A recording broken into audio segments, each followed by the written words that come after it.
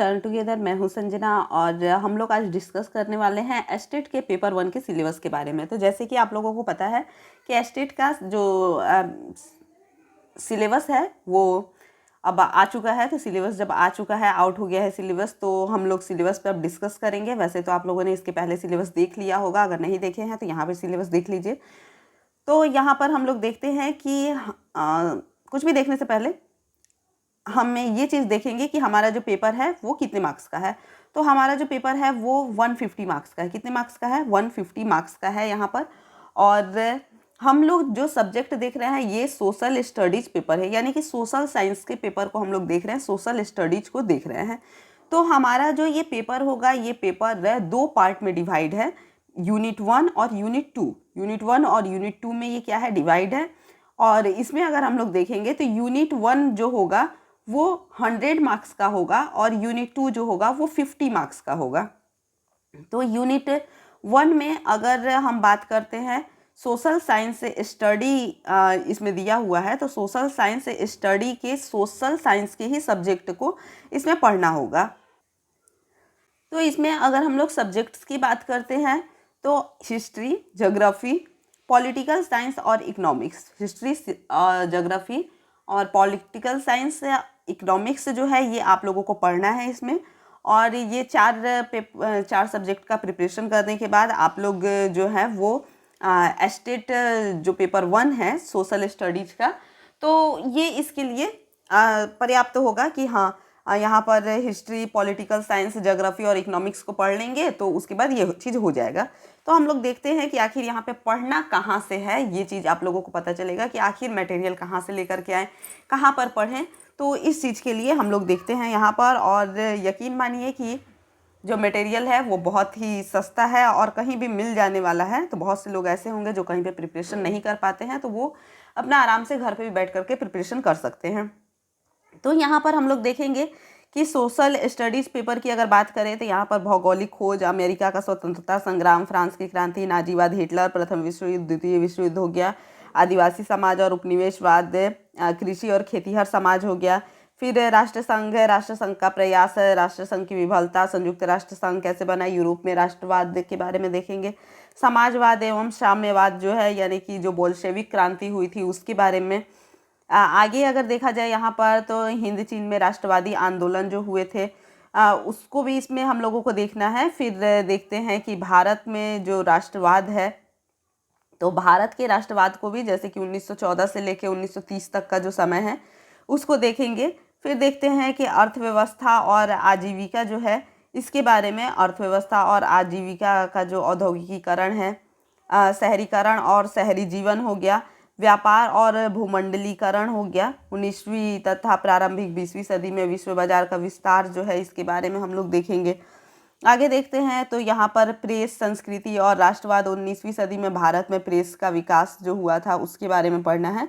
स्थिति एवं विस्तार हो गया, अपवाह स्वरूप, अभी यहाँ से हम लोग देखते हैं कि ज्योग्राफी आ गया, अपवाह स्वरूप हो गया, भारतीय जलवायु को की प्रभावित करने वाले कारक, प्राकृतिक वनस्पति एवं वन्य प्राणी, जनसंख्या हो गया, जनसंख्या के कारक, जनसंख्या घनत्व, जनसंख्या परिवर्तन, इन सभी चीज़ों के बारे में, शिक्षा हो गया, प्रजनन हो गया, राष्ट्रीय जनसंख्या नीति क्या है, जनसंख्या वृद्धि के दुष्प्रभाव क्या पड़ रहे हैं, भारत के पड़ोसी देश जो हैं उनके बारे में हम लोगों को पढ़ना है। जैसे कि यहाँ पर हम लोग देखेंगे कि भारत के पड़ोसी देशों की अगर बात की जाए तो देखते हैं कि नेपाल, भूटान, बांग्लादेश, श्रीलंका, पाकिस्तान, तो इन सब के बारे में पढ़ना है। इनकी जलवायु की जो विशेषताएं होती है, उद्योग धंधे, खनिज है, धंधों की अर्थव्यवस्था पर क्या प्रभाव है, इन चीज़ों को देखेंगे।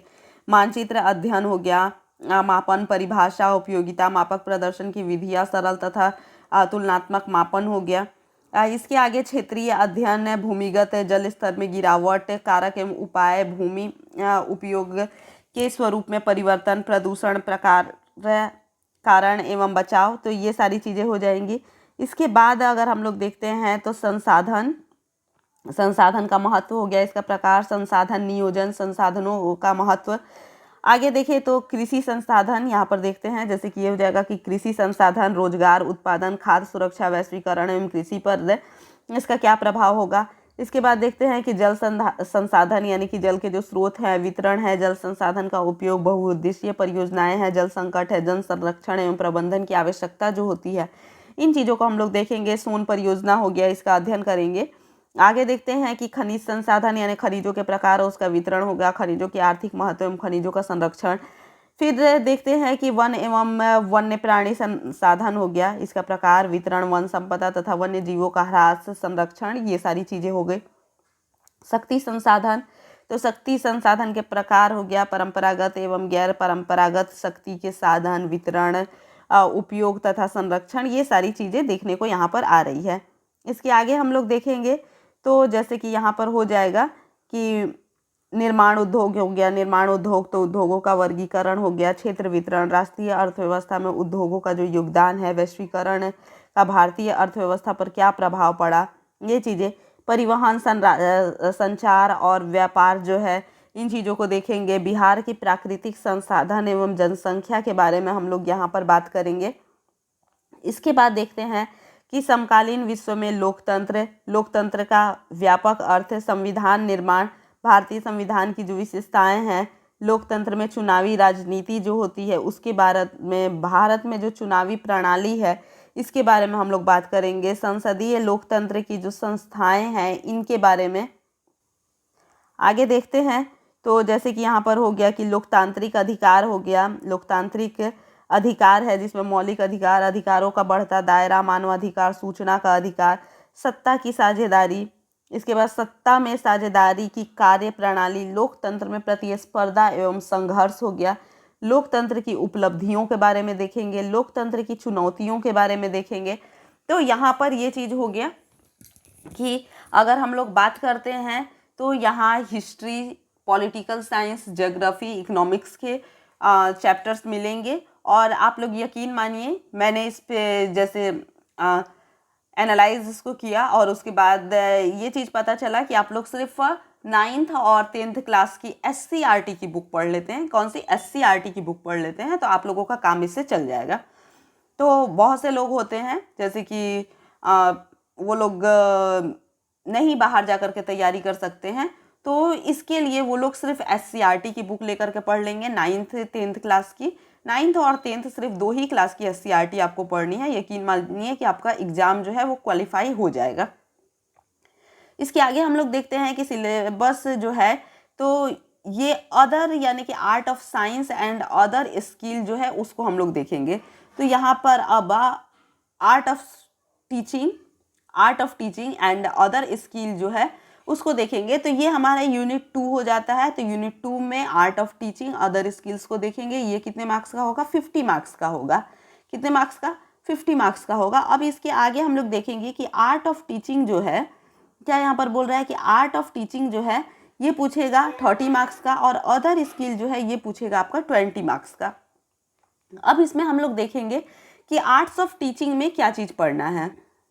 तो आर्ट्स ऑफ टीचिंग की अगर बात करते हैं तो इसमें हमें क्या चीज़ पढ़ना है। तो जैसे कि ये हो गया कि टीचिंग एंड लर्निंग हो गया, teaching objectives and instructional objectives, teaching methods, lesson plan, micro technique and instructional analysis, इस तरह की चीज़ें हैं। इसके आगे हम लोग फिर से देखते हैं कि effective ecosystem of classroom, text book and library, qualities of teachers, equation and assessment for learning, curriculum, इसके आगे करिकुलम हो गया। इसके बाद से factors affecting teaching and learning, teaching aids and hands on learning. तो इस तरह की चीज़ें जो हैं वो पूछी जाएगी।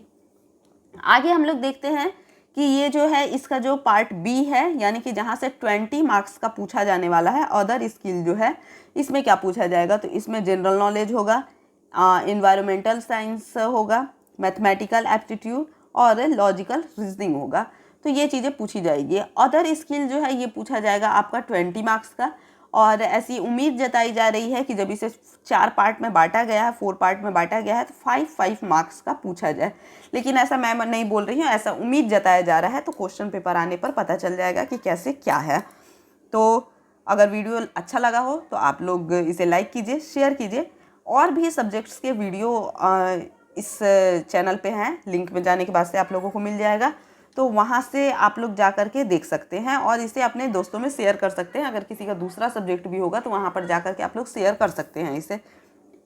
तो अगर अभी तक चैनल को सब्सक्राइब नहीं किए हैं तो सब्सक्राइब कर दीजिए। आज के लिए बस इतना ही, धन्यवाद।